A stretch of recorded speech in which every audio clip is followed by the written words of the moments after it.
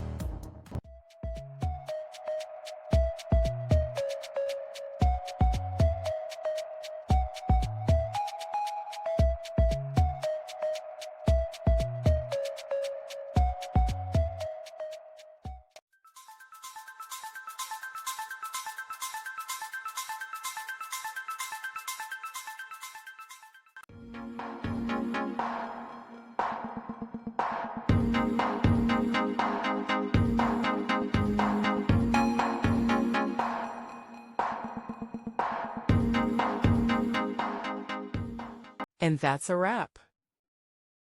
I hope you found the answer you were looking for. If you did, take a second to hit that subscribe button. It really helps out. And let me know in the comments which solution worked best for you. See you next time in the debug zone.